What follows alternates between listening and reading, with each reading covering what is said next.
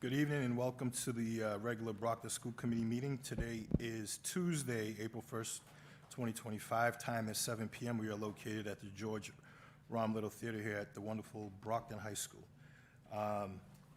Dear visitors, welcome to the meeting of the Brockton School Committee. This will be the agenda that we discussed this evening, and please note that hearing of visitors is included. If you have a statement or question, please give your name to the secretary, and we do have one individual. In addition to attending this, the public can view this meeting via television, Comcast Channel 8, 1071 HD version, or online via this link, www.youtube.com/TheBrocktonChannels. We'll call this meeting to order by establishing a quorum. Mrs. Sullivan? Here. Mr. Gomes? Here. Mr. Vega? Here. Ms. Oliver? Here. Ms. Azak? Here. Mr. Sullivan? Here. And Superintendent and myself as the Vice Chair is present. And prior, we can all stand and salute the American flag. I pledge allegiance to the flag of the United States of America and to the republic for which it stands, one nation, under God, indivisible, with liberty and justice for all. If we all could remain standing. I just want, the mayor is going to be here in attendance. He's just running a little bit behind. But last month, the Brockton Public Schools experienced the loss of 2 of our high school students. I just wanted to take a moment of silence on behalf of these 2 young men and their classmates, educators and families who are grieving them at this time. If we could just have a moment of silence.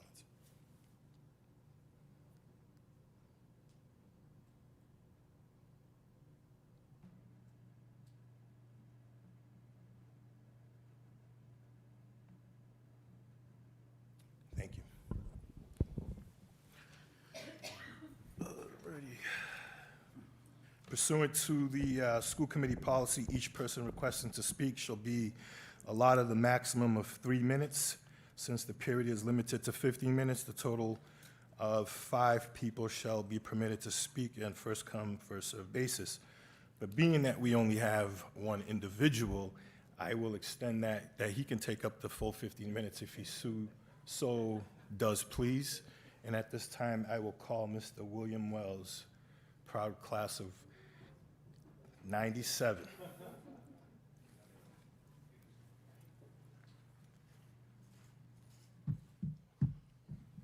Hello. All right, good. Good evening. My name is William Wells, as you heard. I'm here to talk about the Ramona Wells Scholarship. I started the scholarship back in 2020. There was a time during COVID, obviously, that we weren't able to get together, but there was a group of us in Brockton Public Schools. We called ourselves SPOS, Supporting Educators of Color. And one of the things that we came up with was trying to find ways to influence more students of color to want to be teachers, right? And so my idea was to create a scholarship in my mother's name to influence more students of color who want to get into education to have an opportunity to be an educator. And so I started the Ramona Wells Scholarship, soon to be the Ramona Wells Foundation. I'm going to be working on that this summer to turn into a 501c3. And then obviously that would make way for more programming, more grant funding and everything like that. So my vision for this is much bigger than just the scholarship piece. So what I do is I allow kids to apply for the scholarship. It's a $1,200 scholarship. I was able to raise, at the time, $10,000 with a lot of help, a lot of support from a lot of people that, really believe in this vision and what I'm trying to do here. Unfortunately, well, I wouldn't say unfortunately, but the only kids who have applied are kids from New Heights. So, love to New Heights. I'm glad that they applied, but I haven't had any kids from Brockton High School apply for the scholarship either. Right, and so I've handed out only one scholarship to the New Heights, but what I wanted to do, so the money just didn't sit there, was, and then speaking to my board, I wanted to also make this scholarship available for organizations around the city and New England who help youth, right? So I've been able to donate money to FAM, Kenny Montero's program. I donated $1,500 to FAM, $500 to the Brockton Sports Foundation last summer, and then $2,500 to the Stages Dance Company in Randolph to pay for their kids at the dance conference that they were attending. So their parents wouldn't have to do it. And so the bigger goal for this scholarship is obviously to be a resource for the community and to support our kids, right? But I'm here tonight to not just talk about the scholarship, but to, ask the community as well to please consider donating and giving to the scholarship, right? Like, because I want this to be a joint thing, right? Because I can raise the money, but I want this more to be a community thing, right? Because the more the community buys into this, the more we can give, right? Because the money doesn't go into my pocket. It's a separate account. I don't touch it unless it's going to a kid or an organization that caters to youth. That's it. That's my goal. That's my vision. So I wanted to come here to talk to you guys about that tonight. And I'm also just to read some of the stipulations for the scholarship so that kids, if they're listening, can know. All right. So the requirements for the scholarship: you must maintain a 3.0, must be an active member in their community, must show grit, merit, and grit and merit inside and outside of school, must be a student of color. Scholarship amount is $1,200. I am asking for a video submission as well. It's easy to apply for the scholarship, but I want to see the kids who are doing it. I want to see the kids who are applying it. I want to actually hear why they want the scholarship and why they're doing this, right? So I'm taking this very seriously, and I expect the people who apply for the scholarship to take it seriously also, right? So it's a huge opportunity. I'm looking to raise another $10,000, hopefully by summer's end. I still have enough in there to hand out a couple of scholarships anyway.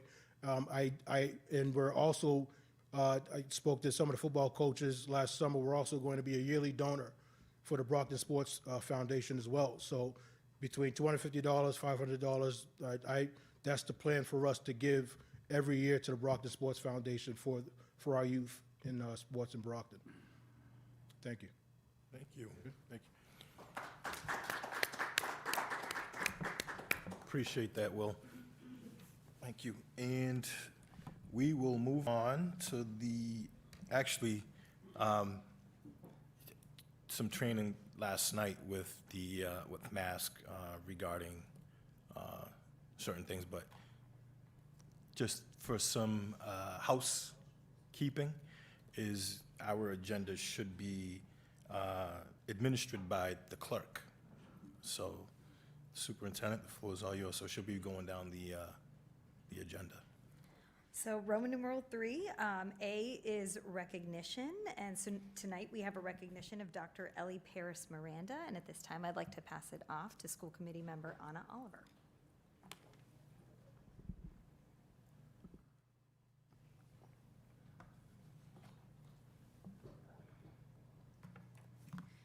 Good evening, everyone.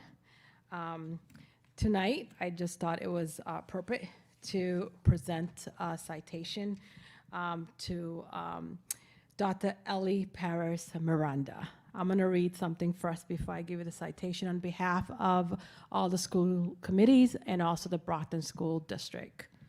It's an honor and a pleasure to present the citation to a true visionary. You have created a verdant oasis in the heart of the city, where individuals from all walks of life feel welcomed and at home.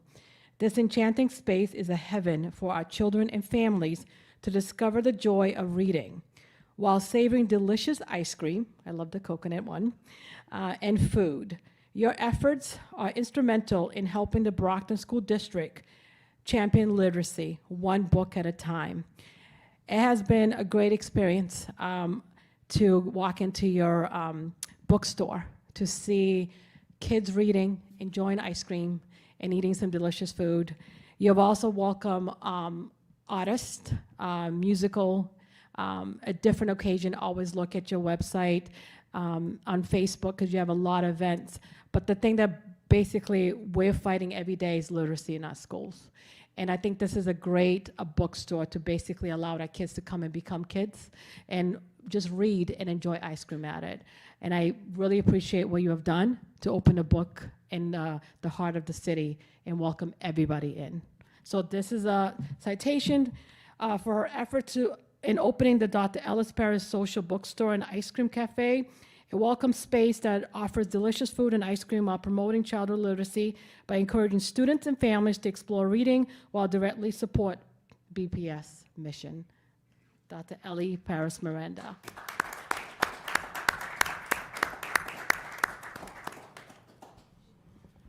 And then you may speak a little bit on your bookstore. Wow. First and foremost, I really want to take this moment to thank the entire committee for this recognition. We don't do this work to be recognized, but it just feels amazing when you feel seen and recognized and celebrated. I want to take this moment to thank you, my dear. You have been so supportive from day one. And I really want to, any kid who is watching this to understand how transformative both education and the power of reading has tremendously changed my life. I was raised by a single mom who had me at 17, who never had the opportunity to pursue her education.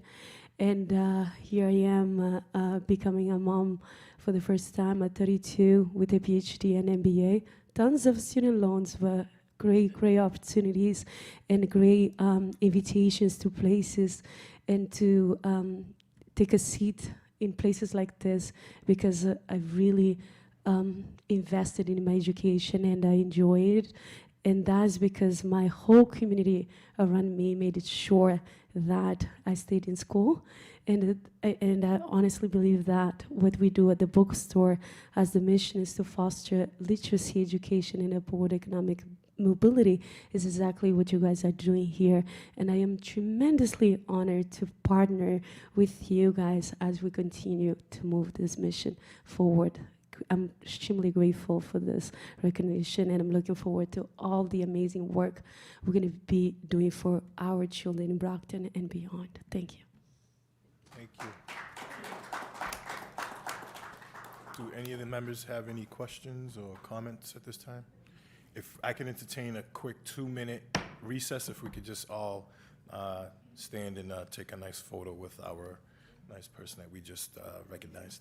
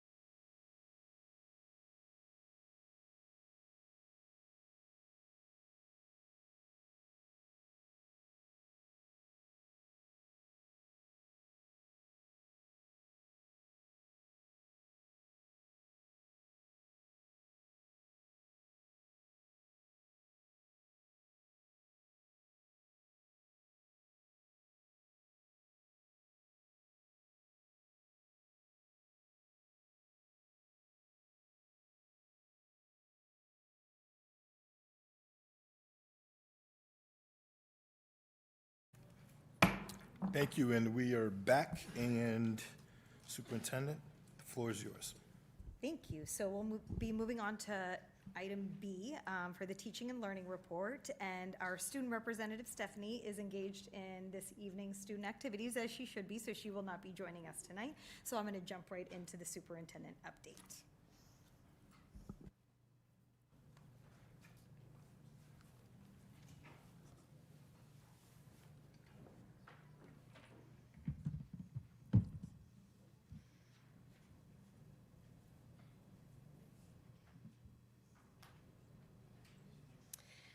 All right, so we have a lot of exciting highlights to go over this evening. I know one of the school committee members before this meeting asked if we would be getting a calendar of events because there are so many fun things going on in the schools in the spring, so that is forthcoming. But it is great to see the schools so lively at this time of year. So to start, last week, I was joined by a few school committee members, Tim Sullivan and Judy Sullivan, and we had the chance to take a tour of BHS classrooms that have undergone themed makeovers and cast our votes for which classroom decorations we liked the best. Judges were asked to review the decorations and consider the quality of the themes, how the decorations adhered to those themes, and how well they used the space available to decorate. With only 0.5 points separating our top 3 finishers, the results were the winner, Miss Rebello, and her theme Multicultural Diversity. Second place was Mr. Late and Miss Shula with their theme Growth Mindset. Third place with Miss Lyons and her theme Love of Reading.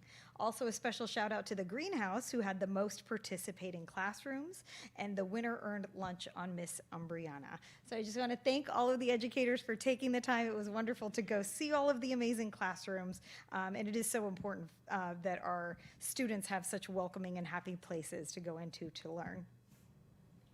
Congratulations again in order for all of the BHS students whose work was recently on display at the Brockton Public Library as part of the Art Smart competition.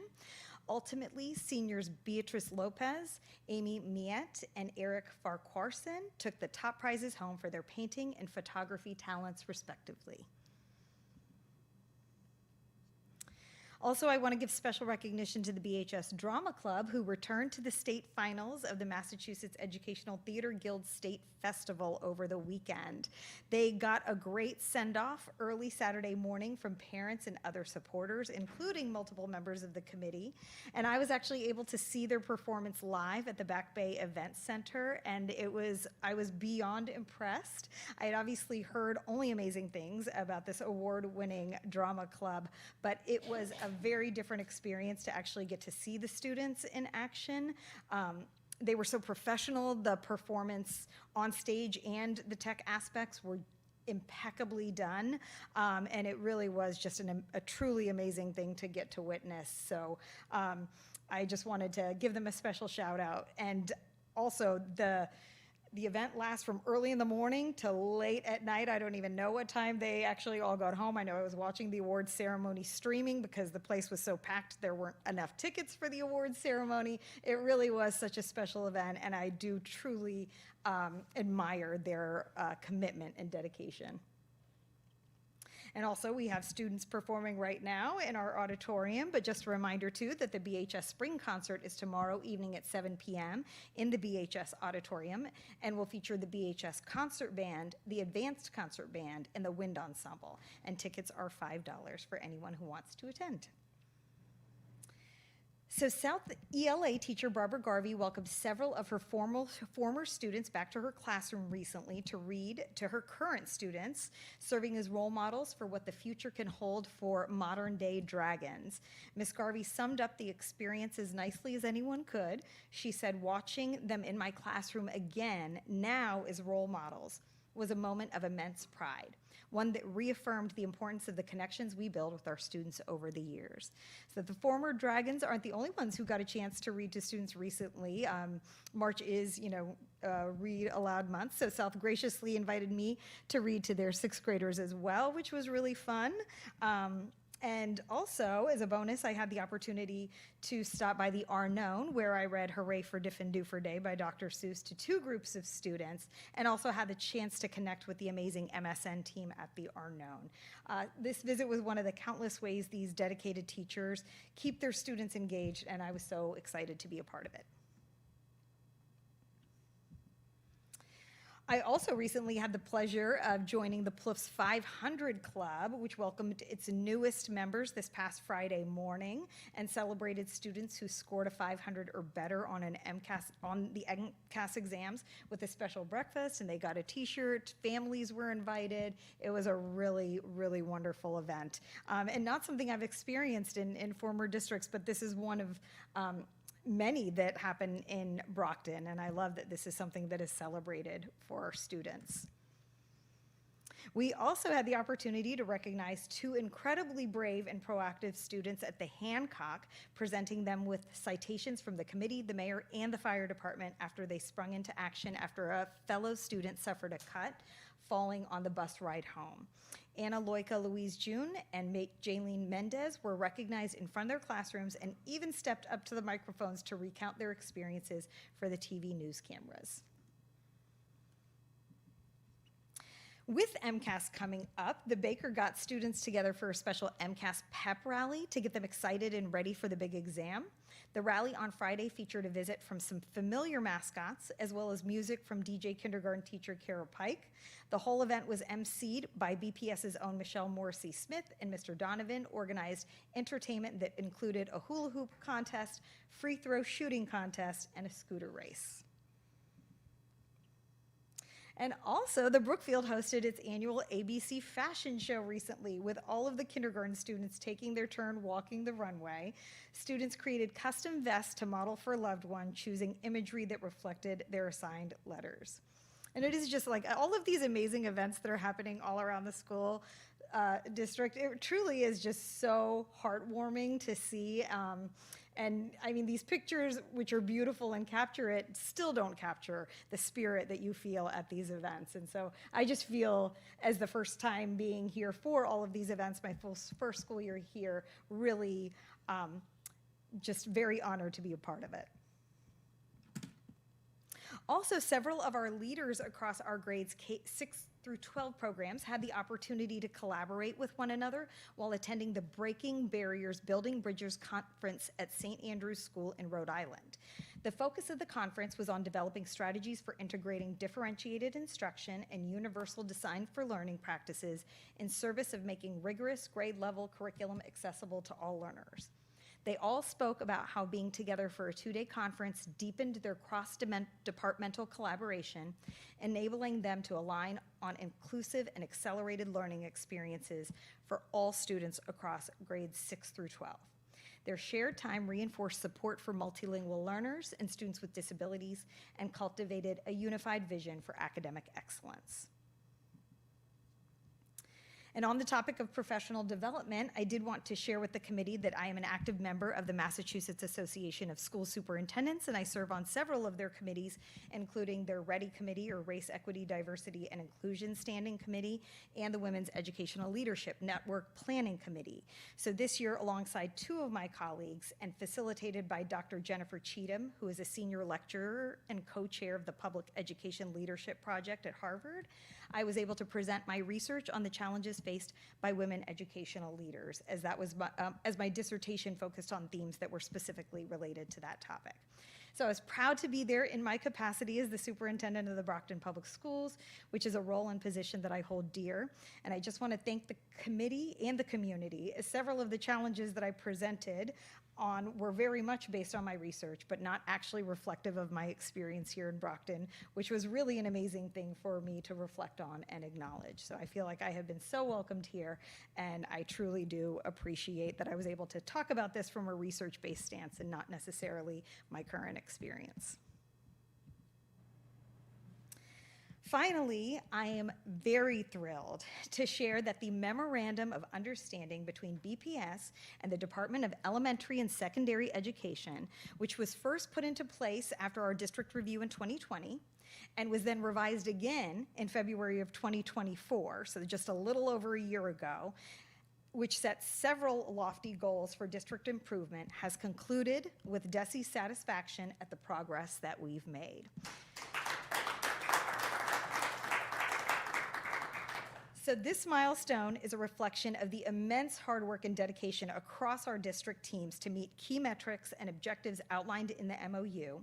It's also a reflection of significant improvement in the key areas identified by DESE's review. So I know I presented to you on the MOU before. It has 15 different provisions that go from everything from access and equity for our English learners and our students with disabilities, all the way to safety and security and our financial practices.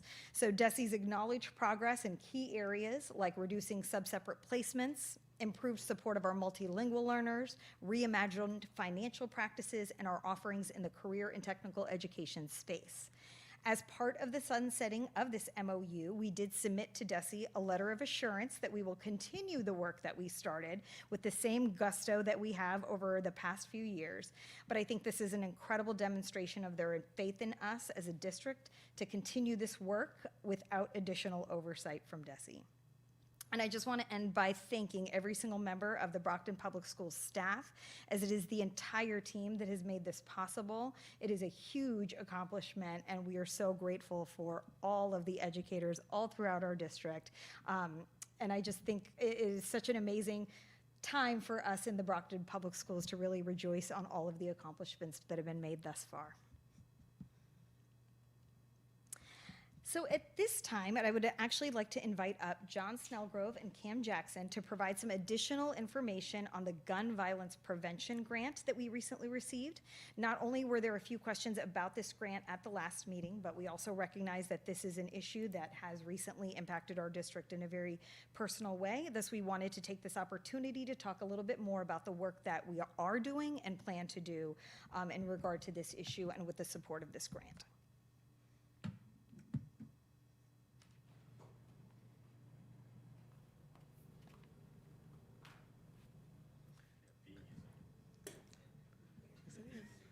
I'll walk up, so. Good evening, everybody. So we're here just to give you guys updates on our gun violence prevention grant that we just recently received about a month ago. We received from the Attorney General's office $99,000 to support gun violence initiatives here in the city, to improve our safety and support gun violence initiatives throughout our district. So this funding will be available to our district from now through June 30th, 2026. So we do have time to spend it down. Since we've been awarded the funding, we have collaborated, district leaders have collaborated, community partners have collaborated on how we're going to be using these funds. So here I'm here with John Snellgrove, and he's going to be talking about just some ways that we plan on spending the money and what we've been doing on the grassroots to talk to the community about ways that they would like to be useful for it. So. Thank you, Cam, and thank you for writing for this grant. It's very timely and it's much needed. We do a lot in schools in terms of educating our young folks specific to gun awareness, gun safety, health education classes, tier 1, if you will, if we have multi-tiered systems of support, right, in the SEL world. And Brockton Public Schools has adopted that as our system. So tier 1, we do a lot there with preventative work. Tier 2, for students that need a little bit more, we have pull-out groups and we have targeted interventions for those students as well. So I think educationally and during the school day, we do a lot. Where I'd like to see and where I think this money is really crucial is to using it to reach out to our community stakeholders and having this collaborative team that looks to really connect our students to safe places. Recently, I've spoken to many students, those at Champion High School and those at Brockton High School, and other students across the district at the middle school and high school level.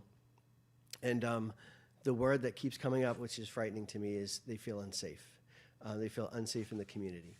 And so I assure them that we are working really, really hard to change that. And again, we can't do it alone as a school district. We really need our community partners. And recently, some amazing work has already been happening. One of the things I'm most proud about, or proud to attend and participate with, was Saturday afternoon with the 50 and 1. Mario Lamar and FAM and Kenny Montero really put together a grassroots effort that said, listen, we're tired of the violence and we need to step up and we need everyone. I met with some amazing parents who were vulnerable and said, sometimes we don't know what to do. You teach in school and you help and support in school, but at home, we don't know the signs and symptoms of maybe our children are making poor choices. And then if we do, we don't know who to turn to. So we're going to close that gap. We're going to be more accessible to our families. They ask for a safe and supportive space to have conversations, and conversations that are free from judgment. So if I'm overwhelmed as a parent, that's okay to be overwhelmed as a parent. But let's talk about that and maybe put some things in place to help out. I'm a parent as well. It's not always easy, right? And we talked about that. We validated those feelings. And I think in that moment, it was important for folks to hear that. So we're all going to work in this together.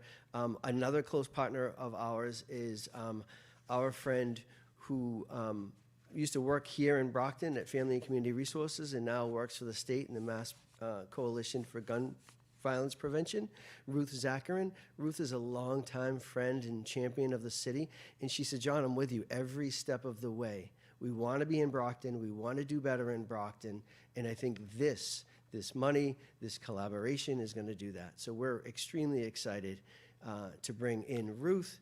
So we have our local folks doing this, we have our state folks doing this, and we're going to work together. And we're going to have hard conversations. Like I said, you know, doing groups with students over the last month and hearing them and trying to capture their voice. And I said to a group of students recently at the Champion School, I said, I want to capture your voice to bring it to people that can make a change. And we'll work really, really hard. And I also want you helping to lead that charge. Whether it's standing up against violence, gun violence specifically, but violence in the city, we need your voice. We talked about maybe doing PSAs. We talked about the high school here and their amazing TV studio. Many, many ideas. It's in the infancy stage of this grant and what we're going to do and how to spend the money. But with Dr. Tahiliani's leadership and giving us the encouragement to go out there and partner and work hard and move this work forward, our kids need it. Our kids need to feel safe. So it's a collective effort.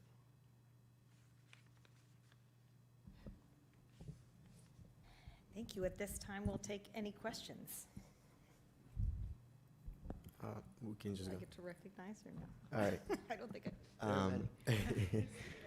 Thank you, guys. I really appreciate it.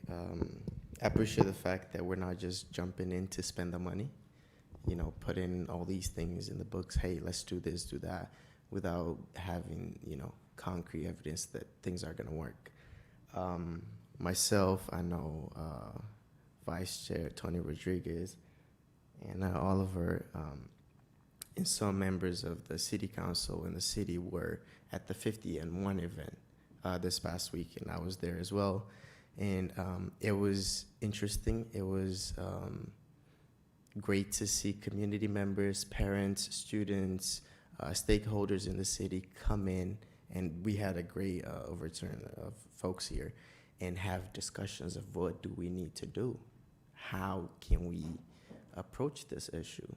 You know, breaking down into smaller groups and talking, coming up with solutions.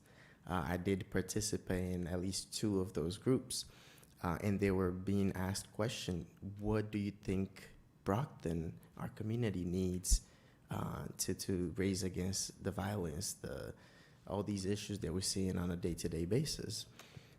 So I want to say thank you for putting this event together. I appreciated the conversation that we had. Now, my question, because before they broke things down into smaller groups, is they said, we're going to go talk about solutions and come back and put this together. I don't know the overall outcome, but my question to you guys, if you have the answer, is what are some of the proposed approach or solutions or conversations that came as a result of having this event? Mr. Gomez, I want to state it very, very clearly. All the credit goes to Kenny Monteiro and Mario Lamar. They created this with support, I'm sure, of others and a lot of the folks that work at FAM. So they are the originators and the folks that said, enough is enough, we're having this event, and then the rest of us followed suit. And then from there, the breakout groups, et cetera, and solution focused. I think you were in the group that I was in with Parenting for a Purpose, right? And I said to Mario, we need every single one of their names and many more because we need to create the space that they're asking for. If we don't have parent voice and student voice, what do we have, right? They are the linchpins to making effective change and doing what is needed because they see it the most. We as educators see it too, but I think from a parent perspective, a parent is the expert on their child, right? No one would tell me any different about my child. I am the expert on my child, and I give that respect to parents of children of Brockton schools. So we need their voice. And I think when I left and spoke to Mario later on, it was about 3:30, 3:45. He was in the process of getting the names in that group. And I think that was the kind of directive in each of the 4 groups, is to get the names of the folks that were there and then to keep that momentum. We can't, we had one great event. It seemed very energetic and ready to move forward, and then let it stop. We can't let it stop. Grant or no grant, we can't let this effort stop. Again, our kids are telling us they feel unsafe in the community. I agree, and I appreciate that. I think we should capitalize on that momentum. In some of the solutions that were proposed, doesn't cost money. Right. It costs, putting in the effort to get people together and starting these groups, started talking to people, providing trainings and so on and so forth. So I hope we'll capitalize in that momentum and keep this going. Thank you. Thank you. Ms. Oliver, followed by Mr. Sullivan and Ms. Azak. Just to answer to Mr. Gomes' question, they are going to have another session coming back with all the names and what everybody, I know they took my emails and all the information in the community group that we were in, basically seeing what other community access our children have after school and what programs are out there. So those are other things they're going to put in a group and then come back and have a conversation how we move forward. I think one thing that I did appreciate was it's not going to be something that stop. It needs to be consistency so we can keep moving, because I think a lot of movement starts and it dies out. And I think right now it's unfortunate that every generation we go through gun violence, right? Even when I went to, as a child in the 90s, I ended up losing a lot of, friends that died due to gun violence, and it's very young, and it's unfortunate that doesn't stop. And I wanted to basically find a way that we can stop it for my child, the moving generation, their generation, their grandkids. But I think it's the most important thing is everybody coming to the table and finding a solution and not pointing fingers and work united. I think we all need to stop the separation of Brockton Public School staying in one side and the community staying another thing and just pointing fingers, and also the city. We definitely got to unite and bring a solution to this. And it's just sad that it continues to affect the younger and younger of our students basically dying to the gun violence. And it's one of the leading cause of death throughout the United States. So I think it's something that we need to, maybe find better laws out there, but we definitely have to work together.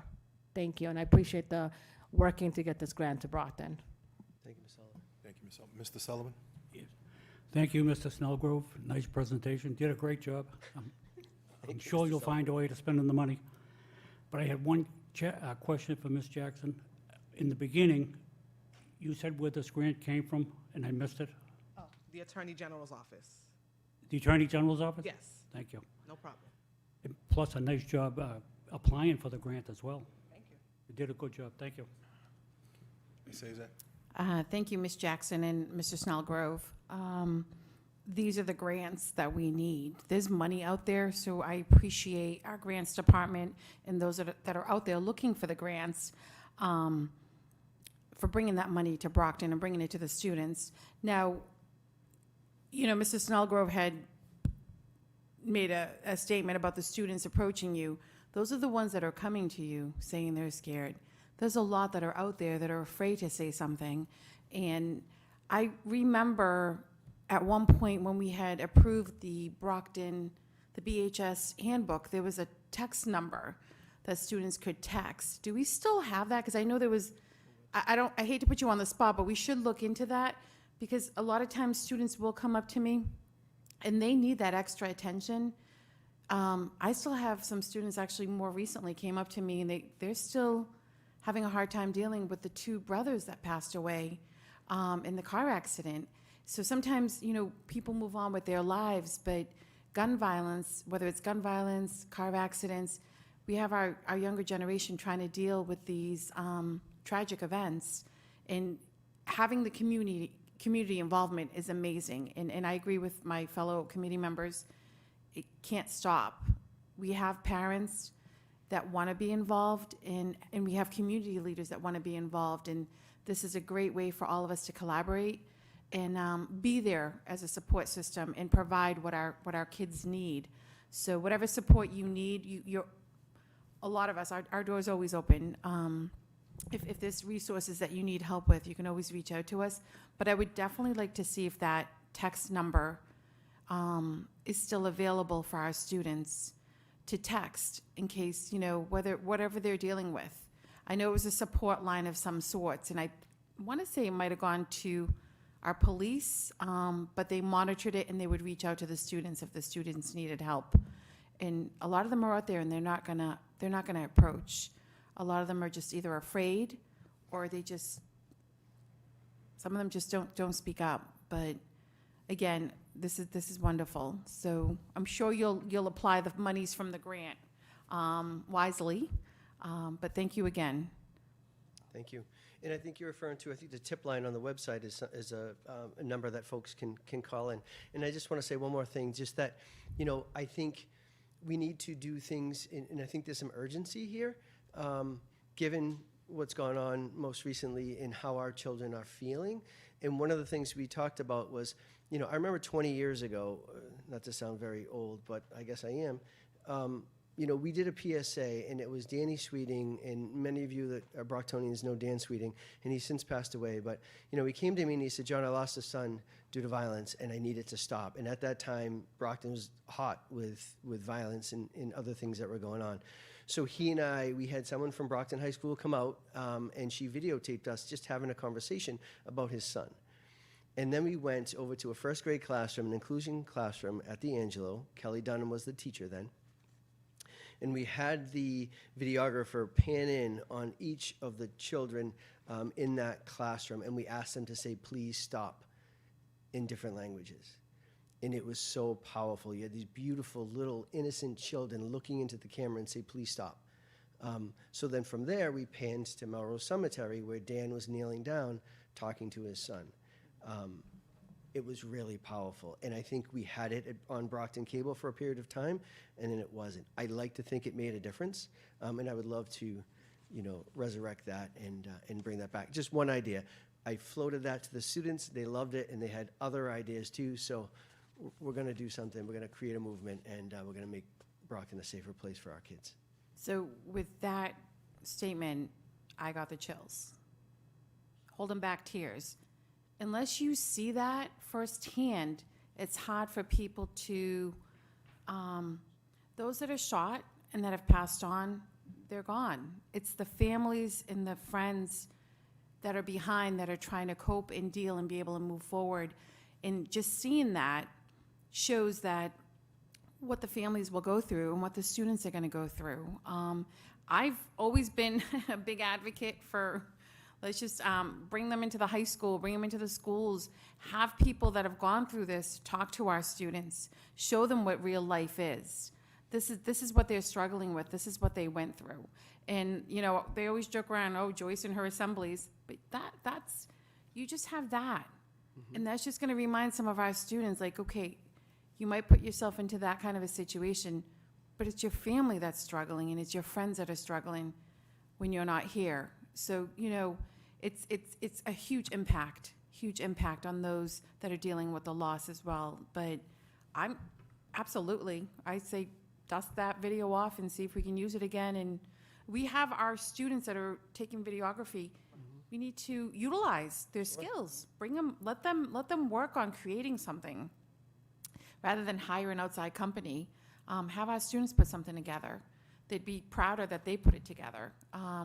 But whatever you need, you definitely have my support. So thank you again. Thank you, Ms. Azak. Any further comments or questions? I mean, I was in attendance. I mean, it was a greatly attended event. Thank you to Kenny and Mario for putting this together. There was everyone from the community, from every different parts, to try to come up with a solution. One of the biggest things is, the conversation is mentors. I'm all for mentors, but I think, if the school district, we did have a plan for that, that needs to actually grow, and that would come from the superintendent and her team to see how that process will go.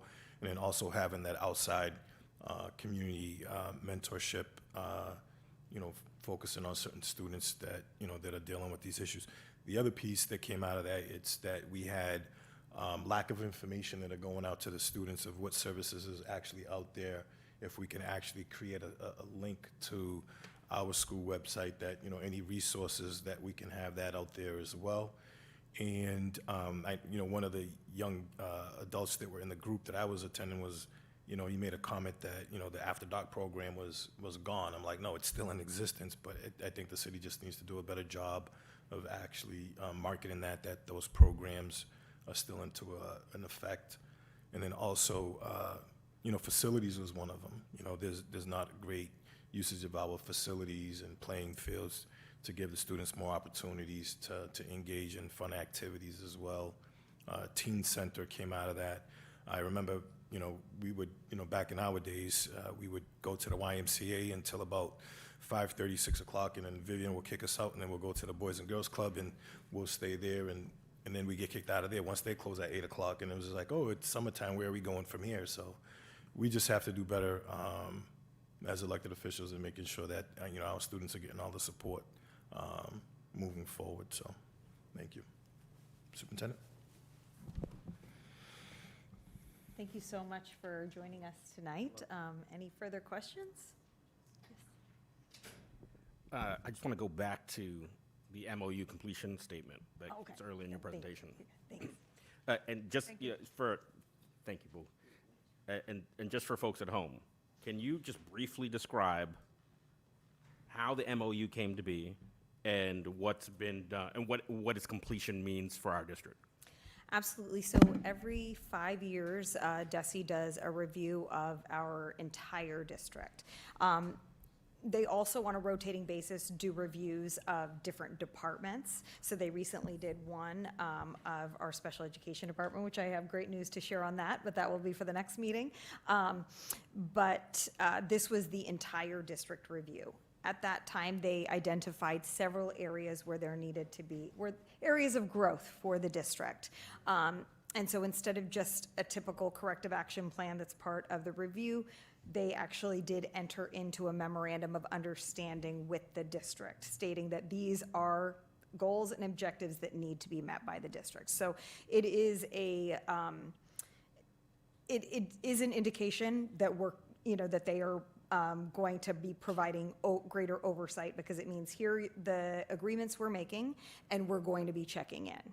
There's going to be scheduled meetings, there's going to be scheduled check-ins, we are going to be providing this kind of support, we expect this kind of collaboration back. So it's a memorandum of understanding, because then we are partnering with DESE in a different way. So it's not just the oversight that they give to all districts, it's a greater partnership because they believe we need additional support. In 2024, and they revisit the MOU every year. In February or early in 2024, they did revise the MOU and added like 7 new provisions. So I think it was in November that I presented to all of you on our MOU, on the progress we had made on all 15 of those items. DESE was watching that meeting. That was a presentation, not just for you in the community, but for DESE, because we were hoping to work towards this. There had been great work happening in the district. So much amazing work had been done in curriculum and instruction and supporting our students who are on IPs and our multilingual learners. And so we were hoping that we were going to get to this place, but we weren't certain. And then in January of every year, they do an additional review. So January of last year is when they decided to tack on some additional things. And then they just decided this year in January to begin the conversation back and forth of allowing us to exit from the MOU. So we still definitely have partnerships with DESE, because we do have schools that have been identified as needing additional support. So all of those things still remain. But those are the kind of supports provided to every district. This additional level of oversight by DESE, or this additional partnership by DESE, is now no longer needed, because we have proven to them that not only have we done the work and we've made so much progress, but also that we are on the right track to do it on our own without, them overseeing us at every step. Thank you. And I think that's, it's so important to say that out loud, is that the ship is turning around, right? There have been a lot of problems that have been going on, and they're all well documented. But I think it's, incumbent on this group and anybody who's listening to make sure that people hear that things are turning around. So I can't thank you enough. I also just wanted to thank you.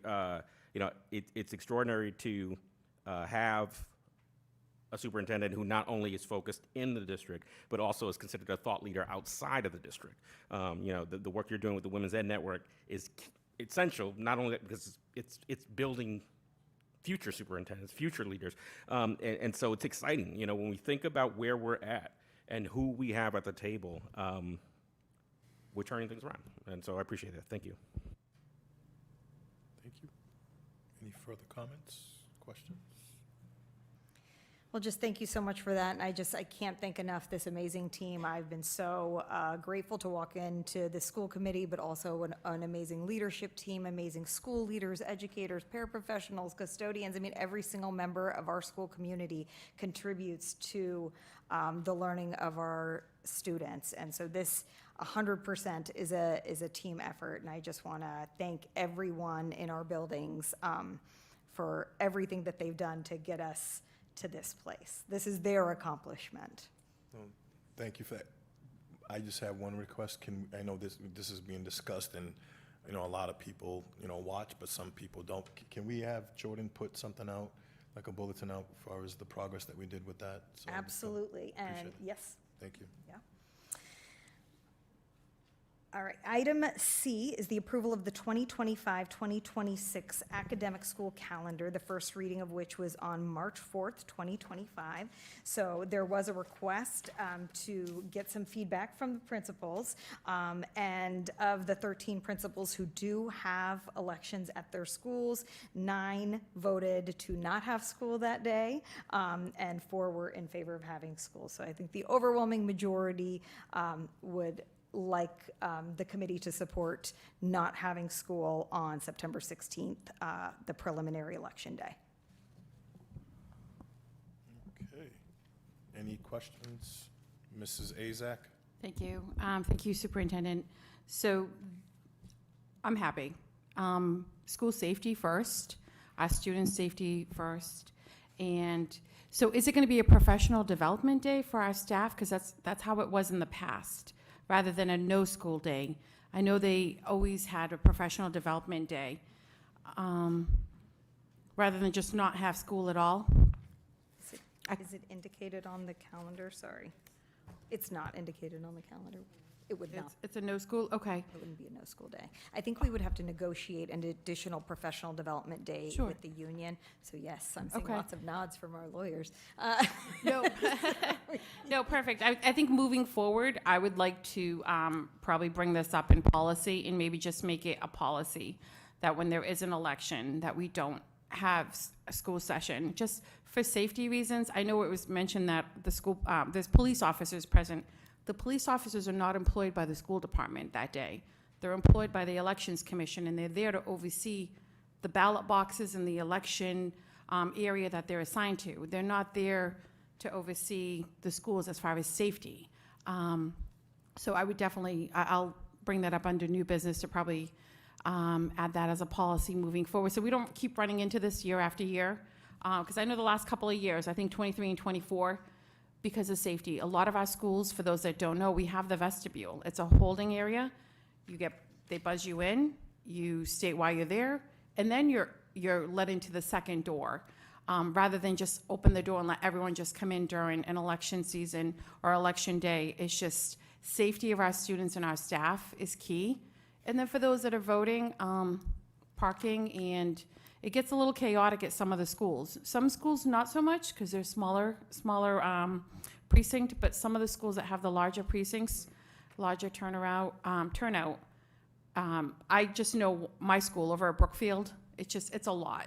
It's a lot with traffic. So thank you to those principals that supported the no. I appreciate it. Thank you. Is that Ms. Sullivan? Yes, thank you for getting that count from the principals. I think it's important that we know what they're thinking since they're in charge of the building. Everything that happens there that day is on them. And of course, the superintendent. But thank you for getting that. And I feel more assured to vote on it since you did that. Thank you. Mr. Gomes? I would like to make a motion. Motion to approve the 2025-2026 academic calendar, which includes the preliminary election day on September 16th as a closed day for the schools. Second. Motion was made by Mr. Gomes, properly seconded by Ms. Azak. So it's the second calendar, not the first one, so just put that on record. So that last day of school will be June 18th versus the 17th. Show of hands. Unanimous, it carries. So thank you so much. So item D is the approval of school committee dates or the summer schedule. So annually, you do adopt a schedule of one meeting per month during the summer. And special meetings obviously can be called as needed. So we were hoping to establish these meetings ahead of time so folks can plan their vacations, including the committee members. So the following schedule of meetings was suggested: Tuesday, July 8th, 2025, and Tuesday, August 12th, 2025, both at 6 p.m. Questions, concerns? Just a point of information, I Mr. will Gomes, the not floor is be yours. here. Oh, my fault. I will not be here for July 8th. But you guys can carry on without me, so. No. For cla- Mrs. Azak, followed by Mr. Vega. Thank you. So this just affects the school committee meetings, but those that need to schedule a subcommittee, we have met for subcommittees throughout the summer, depending what's going on, because sometimes we do need to meet prior to school starting. So this is just for the actual school committee scheduled meetings, for clarification. Thank you. What is the will of the body? Motion to, Just one question on the motion. Where, is that going to be here or at the unknown? All the meetings are held here. It's summer session, there's nothing going on. Okay. motion to approve the summer schedule of school committee meetings for Tuesday, July 8th at 6 p.m. and Tuesday, August 12th at 6 p.m. Second. On the motion, Mr. Vega, you have the floor. Yeah, I just, like Mr. Gomes, I'll be unavailable on the 8th of July. Thank you. Motion was made by Mr. Sullivan, properly seconded by Ms. Allah. Show of hands. Unanimous, carries.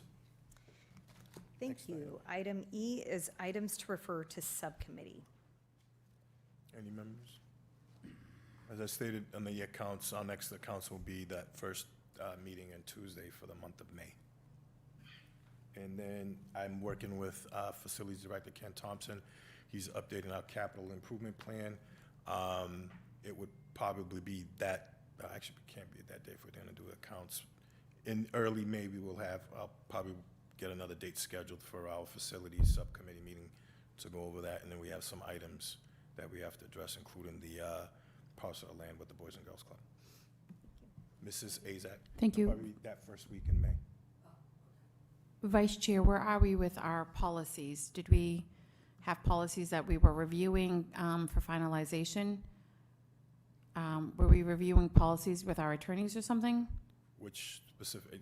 There was quite a few. I know the last meeting I attended, we had some policy. We can go back and pull them, just so we can get those finalized before the end of the school year, reviewed and approved. Okay. Those were actual policies, not the policy manual. Yeah, I mean, Okay. we already approved all of the policies, but if there's anything lingering, we have to know which policy. I'll work with the, I'll double if check. there's any policies that you have, the concerns of any other members, just bring that to my attention. We can work with I'm not sure if we have anything that's pending at this point, not to my knowledge, unless there's something that you want to bring forward. No, I'll go back and double check my notes. I thought there was something we were waiting on, but I'll double check. Okay. Thank you. Any, Thank you. So that concludes Roman numeral 3, the report of the superintendent. I respectfully request that we actually take Roman numeral 6 out of order and move straight to new business, as we do have Coach Connolly here to discuss the stadium storage building for the track and field. Do you need a motion? Yeah. Mike, Microphone. I can't hear you, the mic. Discussion of stadium storage building, track and field, to take it out of order. Second. Motion was made by Mrs. Sullivan, probably seconded by Mr. Sullivan. Show of hands. Carries. Floor is yours.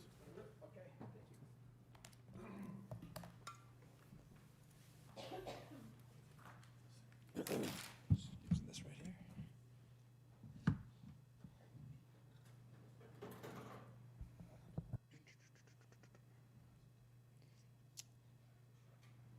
do this right. If you guys don't mind, I'm just going to test that real quick. Thank you. Hi, my name is Bob Conley,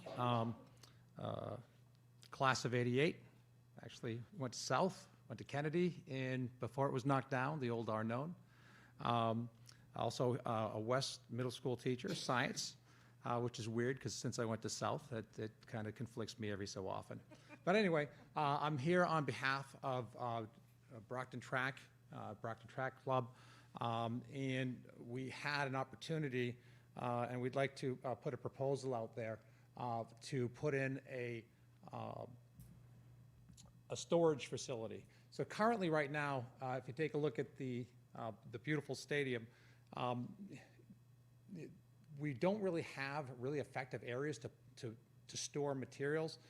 We're trying to hopefully put in a 24 by 40 foot storage garage, which we'll have pictures in a little bit.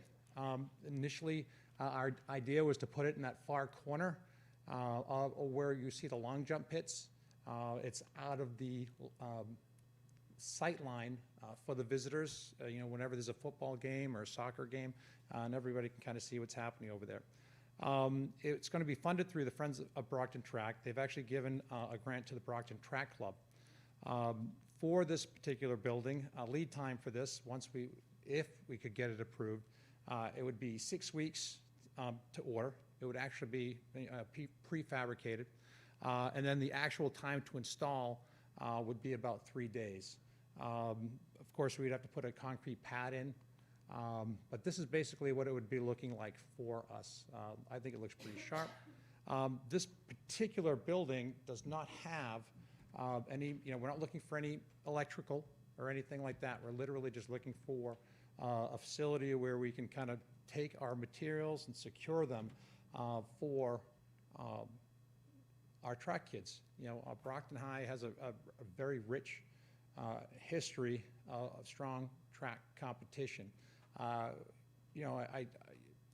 We've had some great successes recently, but I think more importantly, you have upwards of 200 athletes, boys and girls, coming both in the winter and in the spring to try to better themselves, try to develop that grit, not only in the classroom, but just outside with friends and training. And the cool thing about track is it's just all about what you can do.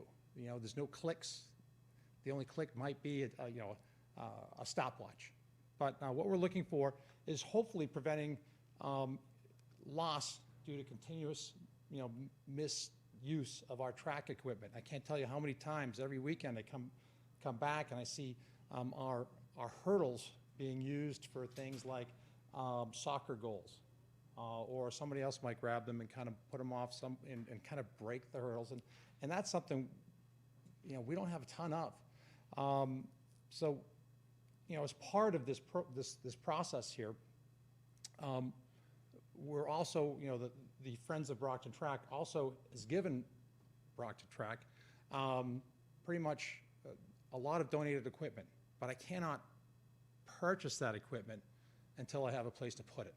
It's one of those things where we're trying to build on greatness, and we need to be able to kind of access the materials so the kids can all come out and kind of get to work and then go home, make sure they hit the late bus on time. So basically, we're hoping that this particular facility, where it actually is also in that spot, I'm going to go backwards there, it's close enough to the track where we'd be able to kind of improve our organization and our efficiency as far as getting things out to not only practice, but for track meets as well, and maybe even be able to host track meets, and that's one of those things where you could actually maybe have some income potential for as far as trying to help benefit the track program. Basically, we're really looking towards a long-term investment of our student athletes, not just for the folks we kind of see on our posts every so often when the kids do extremely well, but for every kid, to be able to kind of say, all right, we have the materials, we can have a bunch of kids out there with starting blocks, learning to hurdle, making sure that we have covers for the long jump pits, so there's not a bunch of cat poop, or in this case, goose. So sorry if that's on the Well, that's now part of public record. That's fantastic. But anyway, what we have here, again, it's all going to be covered by our benefactor. So none of it will actually come out of any kind of funding through the Brockton Public Schools or anything like that. Basically, all of the quotes that I kind of went through, we got, I went through, folks that we've actually had, they're in the Brockton Public School systems, or actually the Brockton system, so we know that they're vendors that are approved. And currently, the estimated total cost of my project is $39,400. That's improved, that actually went up. So when we initially started doing it, unfortunately in this day and age, prices seem to be going up pretty quick, especially for things like steel buildings, so we kind of have to look out for stuff like that. So, we'd like to hopefully kind of get that done. So our folks that we're going to be working with are Viking Steel Structures, R.J. Messina, and again, both of these have been used by BPS facilities. And that'll allow me to start to order things like not only hurdles, but discus safety cages that can be rolled out, because, again, it's fun to throw stuff, but it's very dangerous with people around. Also, we want to order a shot put cage as well. So again, these are things that can be rolled out, rolled back in into that particular facility. So that's all I got for you. Any questions? Yes, nice presentation. Thank you. I know you said it was $39,004, but you gave an estimated new price. Do you know what it is? No, that is the new price. I just updated that. Initially, we went in about $6,400 less. So my guess, before I was a teacher, is in distribution and stuff like that, and we actually kind of built warehouses every so often. But when a factory is slow in the wintertime, they're going to give you those discounts, and now we're kind of moving into when everybody's trying to build, and we kind of lost that opportunity. So, Okay, thank you. sure. Yep.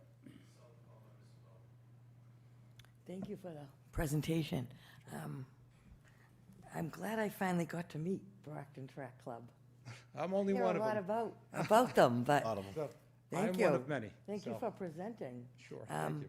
So is Brockton Track Club part of the Brockton Public Schools? So Brockton Track Club is its own entity. It's a fundraising branch for Brockton Track, Brockton Public Schools Track, for athletics. What it does, it allows us to have things like if we need spikes, which can be expensive, spikes or track shoes. We send kids to cross-country kids to camp over the summertime, and we offer scholarships for that. And how we do that is we actually have, through the Brockton Track Club, is actually a summer program where our track athletes become the coaches, and then they coach the kids. And it's a fantastic opportunity for them to kind of show what they know. And to be honest with you, the kids love the fact that they're the kids, as in the younger kids, they're being trained by our athletes. It's really neat. It's an opportunity to give back. Yeah, I know it serves a lot of kids and it does a lot of good. I see a lot that they do because they post regularly what they're doing. So I thank you for all you do for kids. So honestly, the brain trust of everything is a gentleman by the name of John Fidalgo. He's probably like throwing stuff at his screen right now, but we all know John and what he's done for the city of Brockton. So Thank also you. Coach Semper. So So no Brockton Public School money is, that's correct. and we don't pay any of the people that run it? That is correct. Okay, so it doesn't really involve Brockton Public School funds? Well, we want to put it on Marciano Stadium, in a spot, and I can understand if there's issues that we would need to kind of look at. Yeah, I think legally, we do have Attorney Spatafor here. Legally, because we tried to put that health building before your time, Dr. Tahiliani, on the site, and there was problems with that. So I think legally, we have to look into the legality of it, as it is on school property. And Ooh, can I maybe, can I change that up? So basically, it's donated for the Brockton track athletes, so Brockton Public Schools track athletes, not for Brockton Track Club. So we're not specifically, we have our own little containers, but this is specifically for Brockton, Brockton Public Schools track, so Brockton Athletics. But I think we have to have our lawyers look at it. I'm not sure what the process is on that, if we could do that to make sure everything's done legally. Yep. Because I know we never got that health building, and I don't really know why we never got it, because there was certain things that weren't done right. And so that's why I'm kind of nervous that this is another building. Just a point of information. There's a generous donor that's donating to the organization, and I think, I believe he's watching. But I'm also working with, the director of facilities is also waiting on the engineer to see if it's a possibility for us to extend the building that's underneath the bleachers, which they could use as well. Whatever, how can I say, whatever the will of the committee is, and with the recommendation from the facilities director to make sure that we support the track club. So this is a donation. It's not costing us any money. They're paying, this individual's paying for the whole project and donating all of the material. Yeah, but it's going on school property, so Yes. So yes, the yeah. legalities of it Yeah, need so- to be looked at. Yeah, we are. So there's, because this could be procurement 30B, and there's a lot of issues there. So we Yeah. will be working with legal counsel and the city solicitor's office as well to see what's the best course of easy action to get this done quicker than later. Could I just clarify that just one more time? And again, this is actually, they're giving the money was given to Track Club. Track Club is then now donating to be able to specifically have the building built for Brockton Public Schools, the high school's track. So it's not the track club, it's actually gonna fall under the guise of, once I'm gone, whoever the track coach is or the track coaches are, it's gonna be for them. And then the facility itself actually is not gonna have any electrical, it's literally just a large barn, so. Yeah, but the health building that we were supposed to get, they had a donation too. It wasn't not using any of our money. So I don't know, maybe if we could get an update on that and look into the legalities of this, because I wouldn't want it to be turned away. Sure. Or something not done. So that's my only concern, is that legally, we need to get a legal opinion if this is okay to be done on school grounds. We will. This item is just information, but it'll be on the agenda for our next facility subcommittee, so we can take action on it. Oh, okay. Yes. So this is just the informational part about it, so the members are aware of the donation that's coming in, so we can move forward. But it will be placed on our next facility subcommittee meetings. But I thank you, and I thank the donor for the donation too, Thank you, and all your work on it. appreciate it, thank you. Thank you. Ms. Oliver, then Mr. Gomes, then Ms. Azak. Just few questions. So where are we currently housing all the equipments? So currently, the equipment that we have is basically separated into Four two containers. storage containers. And then also, we have some stuff under a chain link fence, which is shared by the facilities, golf carts. And then we try to chain up the other materials, and then whatever we can jam into the locker room. So it's kind of all over the place. So just to clarify, this is a building for our students, the track students that belongs to the Brockton school system, correct? That is correct. It's for Brockton High to do Brockton High track. Exactly. So the difference between the health building that they wanted to place that, it was not going to be for the Brockton school students. It was going to be run by whoever the neighborhood health plan, whatever it was going to be. But this is specifically for our students to make sure the equipments are kept safe, so we don't costly spending a lot of money every year replacing equipments. That is absolutely correct. Okay. Just a comment, I always know when spring is coming when I see the students running down my street. I wish my street had walkways so they would be more safer, because it's a very busy street, but it just brings me joy. I know spring is coming when I start seeing them running through Belmont and Linwood. So thank you for all the work you're doing. I definitely think we do need to move this forward because the equipment and the materials are getting more costly. By the time you come back in a few months, it'll be $100,000. We don't know. But I think it's a great idea to have a place that we can keep our equipment for our students. Thank you. Thank you. Mr. Gomes? Yes. I also like this as well. Donations are always welcome. Quick question. I don't know if my eyes are deceiving me, but is that facility going to provide enough space for the equipment? It sounds like there's, equipments to come. So yes, and again, like I said before, I was a teacher. I used to, one of the things I did is I actually designed several warehouses for different companies, doing different things. So that's the size that we went with. Everything gets condensed down. And that will, it's funny, that's Coach Fidalgo asked the same thing. I'm like, yes, it is, because it's also a little bit higher at 10 feet height. I can rack some of those areas. You'll also notice that, well, I can't notice it now, but anyway, we, one, no electricity, but I do have 4 windows in it, and with those 3 giant garage doors, it allows me easy access and kind of puts everything, instead of like, when you have a container, and I was like, oh, you know what I need? I need the rake for the long jump pits, but now I have to pull out all this other equipment to get to them. So it'll kind of help us out and save us some time. A lot more safer too. So.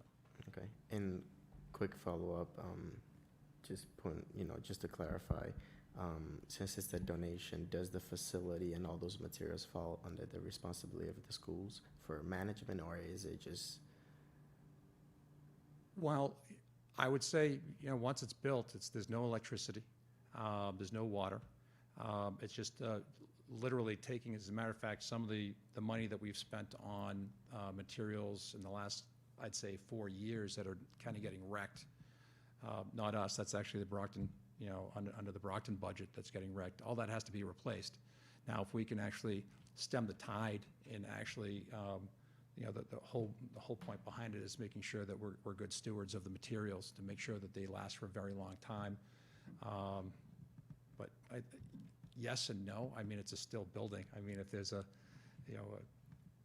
that's a great question. But yeah, they would follow it. They would be able to do, whoever the athletic director is and whoever the track coaches are, that would be their world. Of course, you would want oversight over that. So. Yeah. And regardless, I mean, it is for the students, so definitely appreciate that. I think we should take initiative with that. Thank you.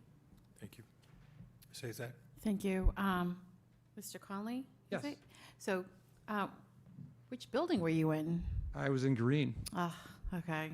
Class 88. I was 91 Red Building, so just wanted to see if we had a fellow Red Building. So, down to business. I think this is awesome. Thank you to the donor. You're watching. We always appreciate donations, especially ones this size. Not only are they taking care of the platform for it, then they're putting the building, which are 2 separate things. Now, you answered one of the questions I had. So it's 10 feet high, so you can go up with racks and things as far as storage. So the total, the building will actually be 12 feet high. The doors Perfect. themselves go 10. That'll allow us to take those cages to roll out and put them back in again. It'll also be at like ground level to that driveway area. So this would be off to the driveway, and again, that allows everything to kind of smoothly come out and then go back in again without damaging wheels and casters and things of that nature. So that was Mr. Gomes had touched base on. I want to make sure, are you going to run out of space? So 12 feet high, up to 10 feet, that gives you a little bit of room for storage. It's a good-sized building. Exactly. As a matter of Okay. fact, everything that went into, I was at the very beginning of the process, I was told to write a wish list. And we took a look at our needs and, what a facility would need to hold. And I did a line item stuff of what we could use for track that, the city of Brockton wouldn't have to pay for. And, what we currently have, and it works. Perfect. So looking at the slideshow that you had presented, so facing the back where the goal scoreboard is that, it's gonna be off to the left? So, yeah, if you're facing So that next to off- the snack shack? Yeah, so that Okay. little, thank you, right in that little corner that even when I was a little kid, there was nothing there?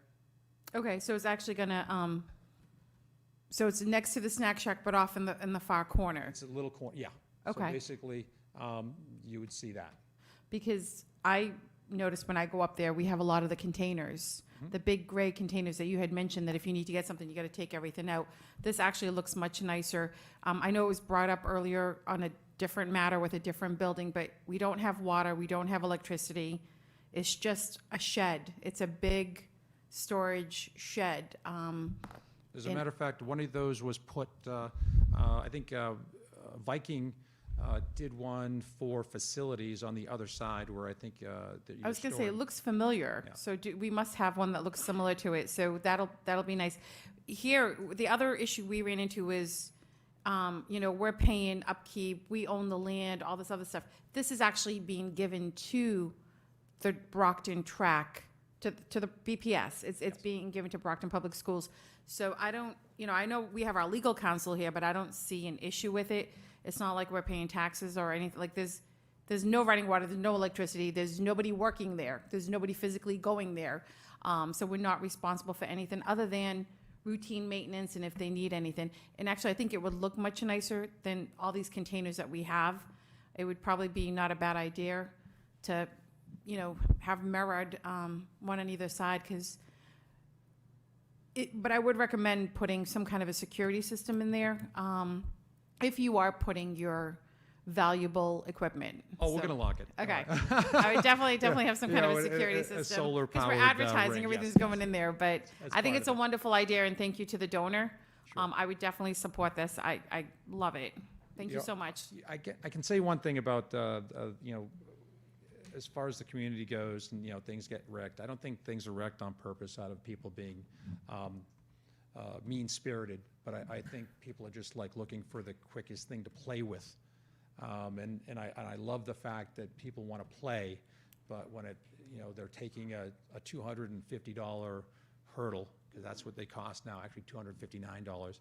And they flip it over and they hit it and it breaks, and then I have to try to source, the replacement parts for that. That kind of takes away from everything else that we're trying to do.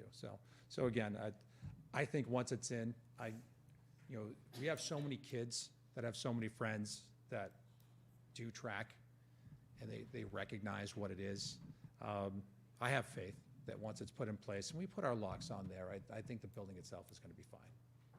Yeah, the stadium's locked in. They do monitor it, so it's just, oh, look, we got the music in Hurry the up, background. questions, are we gonna finish Thank on you. time? Sure. Any other further questions, comments? Is that my playoff music? Yeah, this is playoff music. Thank you. As I said, this will be placed on our next facilities subcommittee meeting for approval, and we'll work with the city side and making sure that this gets approved. And thank you to the generous donor, and I believe he will be donating, so you're watching, so we're going to be asking you for a lot. So thank you. Next item. Back to the normal order of business. Before Roman we numeral go 4 is the back, consent agenda. Oh, One more thing under new business. Oh, sorry, apologies. Yes, I know it wasn't listed there, but, so, before the meeting, I placed a draft, on your desks. Ms. Oliver, myself, and other members of the committee have been talking about this, we've been having discussion, and it did take me a minute to draft this proposal. Finally, it has come to fruition, and it did take some time, so I'm just gonna read off of it. This is but it's new business, I can bring it up. We're not gonna vote on it. It's just a I'm discussion. just It's under bringing new it up, business. and then it'll be put on the agenda for an actual vote. Make sense? Okay, so this is a proposal for the establishment of a mental health and well-being subcommittee within this Brockton Public School Committee. Again, this is not to reflect recent incidents, but yes, to reflect recent incidents. It has been an ongoing conversation. In response to the growing concerns surrounding student mental health, physical and emotional well-being, and the recent tragic incidents within our community, we propose the creation of a mental health and well-being subcommittee within the Brockton Public School Committee. This subcommittee will focus on assessing current mental health initiatives, identifying gaps in resources, and developing proactive strategies to enhance student well-being. The increased challenges faced by students, including anxiety, depression, trauma, and exposure to community violence, necessitate a targeted and strategic approach to ensure that adequate support systems are in place. By forming this subcommittee, Brockton Public Schools will reaffirm its commitment to fostering a safe, supportive, and mentally healthy learning environment for all students.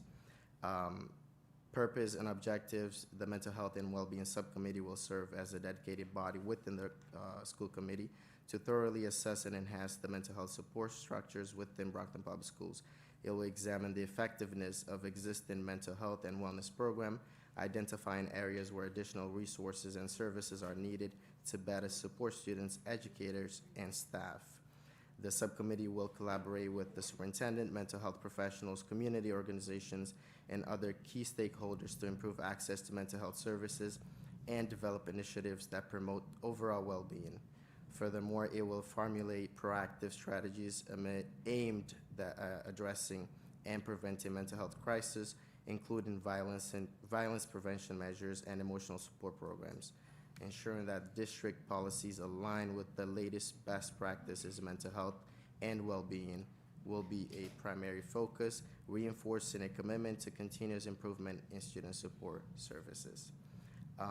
Similar to other subcommittees, it would contain no more than 4 members. Meetings would be scheduled according to subcommittee will, and so on and so forth. If any member has any comments, questions, concerns, I'm more than happy to address. Thank you for that. As I said, this is just informational. We can add this to the next regular school committee agenda, and then we can also, all the members already have this, and any discussions, we'll do it at that time, so we can table any further comment on this issue now. Thank you. Superintendent? So we'll move back to Roman numeral 4, which is the consent agenda. Item A is the approval of minutes from the regular school committee meeting from February 11th, 2025. Will of the committee? Consent agenda? Motion to approve regular school committee meeting minutes from February 11, 2025. Second. We're on this consent agenda. It's A, B, C, D, E, and F. Not just one item. You want us to take them on? Anybody removing anything? Motion to approve consent agenda A, B, C, D, E, F. Second. As stated. Motion was made by Mr. Gomes, properly seconded by Mr. Sullivan. I will, Do you want me to Yeah, read it go then? right ahead. Okay. That's your A is the approval of the minutes of the regular school committee meeting from February 11th, 2025. Item B is the approval of the 2025-2026 school committee meeting dates. Item 7 is the approval of school closing dates for 2024-2025 school year. D is the approval of the career technical educational report.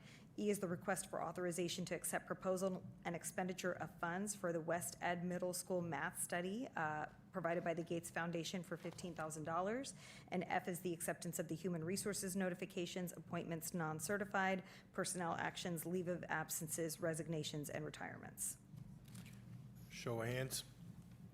Unanimous, it carries. Thank you. Moving on to Roman numeral 5 is unfinished business. We have one item, which is the discussion and potential vote of the accounts review subcommittee meeting from April 1st, 2025. So the first item is the community schools. We did approve that through the subcommittee and accounts. So I'll take a motion to approve the community schools unpaid invoices. Motion to approve community schools unpaid invoices. Second. Motion was made by Mr. Sullivan, properly seconded by Mr. Vega. Show of hands. That item passes. And the second item was a denial of the unpaid invoices that goes from 22, 23, 24, pending some further investigations on certain items. Motion to approve, actually, That would be, oh, we don't need to vote on that. It's already denied. And then, Point of clarification, I thought I saw 21 on there as well. There was one item for 21. all the years mentioned. Okay. So it was denied, so we don't need to move it favorable here as well. And that's from the legal counsel. Sarah, do you want to think, so we're on track? I'm getting that right from legal counsel. Sarah, can you just clarify this for us so all the members can be on the same page?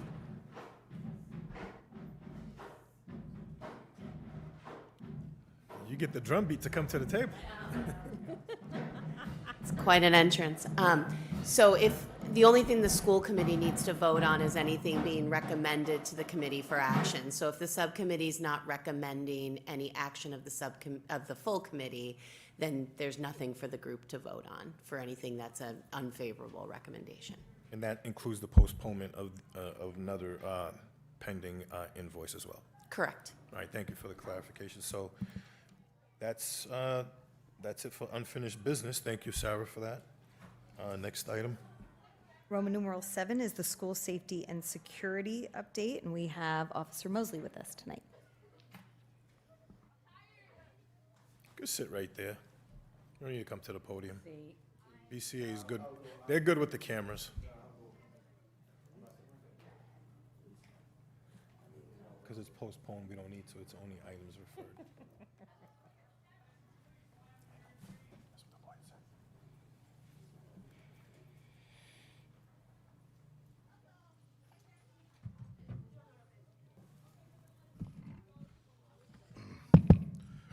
Good evening, everyone.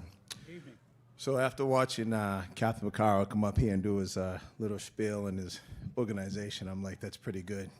Tough act to follow. I'm like, I hope it's not me, but here I am. So I'll get right to it. The update on safety and security and with the school police.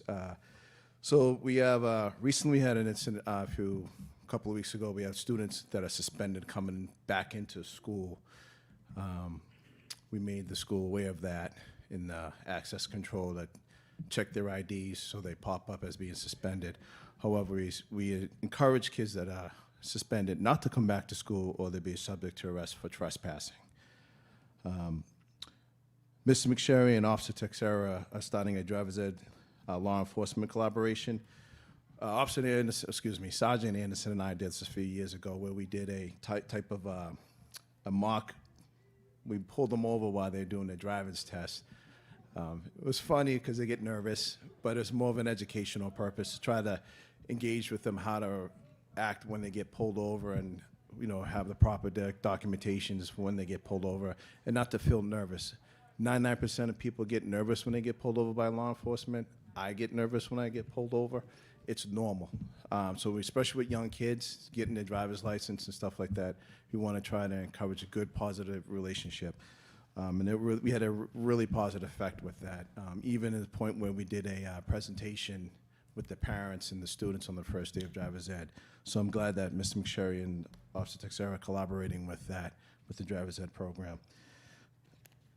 As you know, recently we had an tragedy with losing a couple of our students, and John Snellgrove and the department did a really good job with the handle with care and providing services for those students that were affected by the events that happened in the city.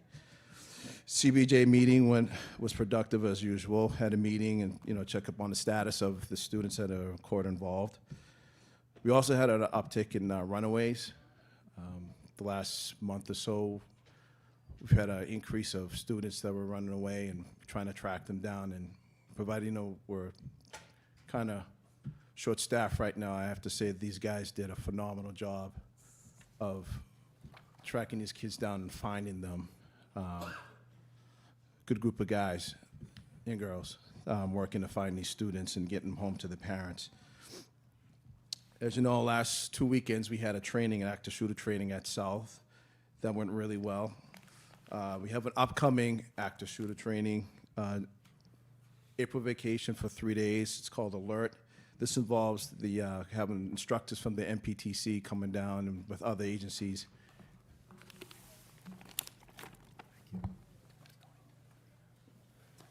Hey, new buddy. Good evening. Sorry. Good evening. It's all right. Coming in and training our department along with some other local agencies. So that should be a lot of fun. The metal detectors are currently in the process of being updated at the schools. We had, again, a mentoring in reading with the school police participating in some of the elementary schools and doing some reading. Officer Tech Sarah and a guy that you know is a pretty big deal, Sergeant Livingston, were out some of the elementaries doing some readings with some of the students. We also had some traffic and safety enforcements at some of the schools. We've got some calls from some of the principals and some parents about the traffic problems going on in some of the schools, such as, you know, the high school, Raymond and the Angelo, particularly with the parents.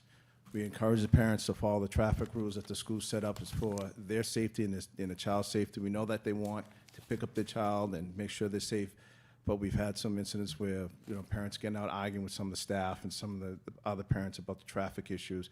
And we've pretty much the last couple of weeks been focused on Angelo because it's such a congested area.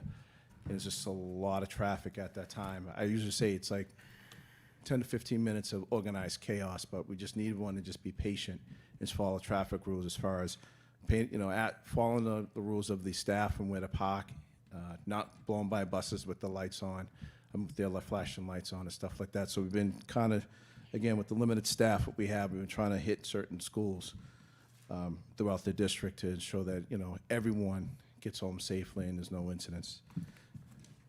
And that's all I have. Thank you, Officer. Any questions for Officer Mosley at this time? Ms. Azak, please.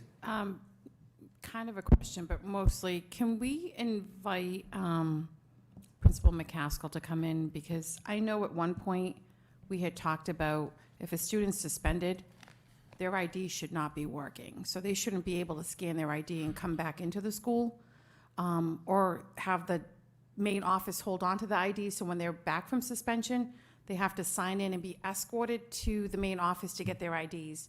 They should not be able to scan and come back. And I know that's something we've addressed prior to Dr. Tahiliani being here. I just want to make sure we're following procedures that we had discussed, especially now the good weather's coming in. You know, what happens when spring happens? Everyone gets excited, they start to go outside, and we just got to make sure we're monitoring safety. But they shouldn't have access to have that ID work to come back in.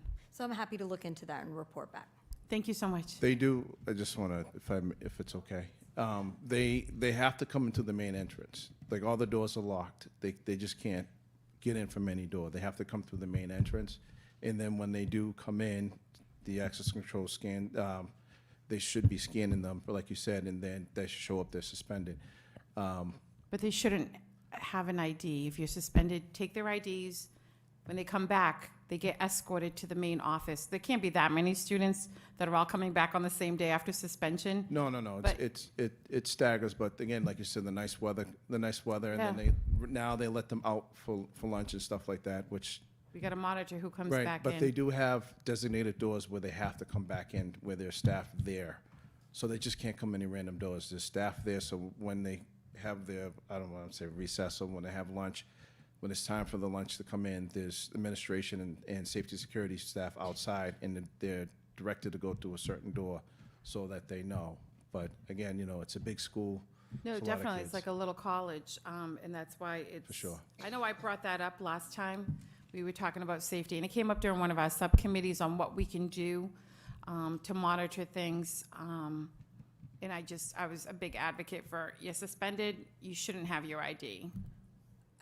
If I may, I guess my nervousness about that is then how do they get back in the building when they come back? They I come would through the main prefer- entrance. But they all come to the main entrance. So then you have students coming in saying, oh, I don't have my ID because I was suspended. I need to get it from the main office. I'm happy to report back on this, but I do think that we need to make sure we're mindful of all of the different and, you know, things that come into play, and I don't want to ever leave any room for error. And so to provide any exceptionality to a system then creates an area where there will be exceptions made and there will be changes in practice. I prefer uniformity as much as possible, so I would prefer we not have students coming into the building without an ID that have to go collect an ID. That would be my preference. I'm happy again to talk to the principal and report back. Thank They you. are, sorry, one more thing. They are, when they do come in, they are to report to their designated building and sign in there. So that's where I think maybe the, you know, like, Disconnect, yeah. but they should be, the students should be signing in at the front desk, but sometimes they're told, I believe they're told to go sign in their respective buildings. Thank you. Any additional, Ms. Oliver, please. Just a quick statement about the stopping, just to get our students ready when they ever get pulled over. It's kind of funny, but also scary at the same time, but I think that's a great idea to make sure as they progress in the driving experience, they always have the appropriate forms, especially their driver's license and registration, because that's something they get frazzled. Even myself as an adult, when we get pulled over, it's like, well, I never got pulled over, but just to say that they're ready and prepared, because don't want them to basically do the wrong thing when they're getting pulled over and incidents happen. But I think that's a great idea. Yeah, we did this a couple of years ago, and it was fun. It was also good to interact with the students, and this, you know, it's not always you're going to get a ticket. Sometimes it's a, you know, how your attitude is, and how you in that conversation you have with that officer, it's like a positive interaction, and they're young, they're learning, and you know, anyone that has kids that are about to drive and stuff like that, you just want to make sure that, you know, they're driving safely and stuff like that. And like you said, they know where the registration, because if your kids are taking the parents' car, you know, the teenagers, they get their license, it's, you know, they want to have fun, and if they do get pulled over, or if they need it, they don't know where the registration is, and they get nervous. You know what I mean? It's that sort of thing. So we try to have that positive interaction, and you know, and educate them a little bit about, you know, not just about getting pulled over, but a lot of other things that, you know, like with the cell phones, you know, not being distracted, driving the cell phones and all that stuff as well. So there's more to it than just pulling them over and saying, this is what you do at a traffic stop, too. Thank you, I appreciate that. Welcome. Thank you, Ms. Oliver. Any additional questions for Officer Mosley? Thank you, Officer. Have a good evening. You too. I do want to thank the Vice Chair for filling in. I was just at the All-City Middle School Festival. I mean, you don't need to go to Symphony Hall to see unbelievable, talented musicians. So, and Principal McCaskill is outside right now in the hallway answering questions for prospective parents that may send their kids to Brockton High next year. So that's a really good thing. We are on agenda item 8 at this time. Announcements? Any announcements at this time? Seeing none. Agenda 9 is executive session, and I will read both of the items into the record. Mass General Law, Chapter 30A, Section 21A3, to discuss strategy with respect to collective bargaining or litigation if an open meeting may have a detrimental effect on the bargaining or litigating position of the public body, and the chair so declares. And as chair, I do declare, and it's relative to litigation. Second matter is Mass General Law, Chapter 38, Section 21-7, to comply with or act under the authority of any general or special law or federal grant and aid requirements, open meeting law, and then General Law, Chapter 30A, 22FG, for the purpose of reviewing, approving, and/or releasing executive session minutes. Is there a motion at this time to go into executive session, please? Motion to go into executive session. Is there a second? Second. Mrs. Sullivan, just for the record, Mrs. Sullivan made the motion, properly seconded by Ms. Azak. I will now call the roll. Mrs. Sullivan? Yes. Mr. Gomes? Yes. Mr. Vega? Yes. Ms. Oliver? Yes. Vice Chair? Yes. Ms. Azak? Yes. Mr. Sullivan? Yes. I'm a yes as well. We will be going to executive session. Mrs. Kimball, what's the room? G317. And we will not be coming back in open session. Thank you.